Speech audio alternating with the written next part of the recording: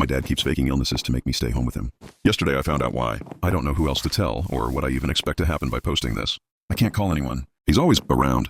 I'm writing this on my phone, huddled in my closet, hoping the sound of the old house settling will cover the frantic tapping of my thumbs. I feel like a little kid again, hiding from monsters. The difference is, this time, the monster thinks it's my dad. Let me back up. I'm 23. I live with my father. It wasn't the plan, obviously. College, job, my own place. That was the plan. But the economy is what it is. And my mom passed a few years back, and he was getting on in years. He's retired, and his pension is just enough to keep the lights on in this old house. It wasn't a bad arrangement. I'd work my shifts at a warehouse downtown, help with bills, and he'd potter around, watch his old movies, and complain about his back. We had a rhythm. It was quiet, maybe a little lonely, but it was normal. The change was so gradual I almost didn't notice it.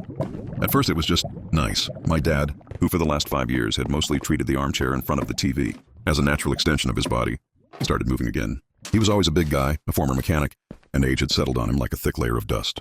But suddenly the dust was gone. It started about a month ago. He went down to the basement to fix a leaking pipe. I'd offered to do it, but he insisted. Still got some use in these old hands. He'd grumbled a familiar refrain. He was down there for hours. I remember calling down once asking if he needed help, and just getting a muffled "got it handled" in response. When he finally came up, he was smudged with dirt and grime, but he was grinning. A real toothy grin, wider than I'd seen in a decade. All sorted, he announced, clapping his dusty hands together. He looked invigorated. I just figured he was proud of himself for handling the repair. The next morning, I woke up to the smell of bacon and the sound of birds chirping outside. That wasn't unusual. The unusual part was my dad standing at the stove, humming. He hadn't cooked a proper breakfast since my mom died. He'd usually just pour himself a bowl of cereal and grunt a good morning.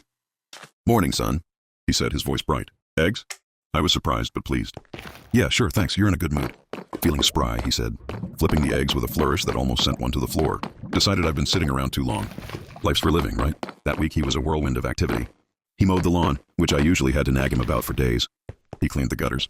He even started oiling the hinges on the doors so they wouldn't creak. I was thrilled. I thought maybe he'd finally pulled himself out of the long, quiet grief he'd been swimming in. I thought I was getting my old dad back.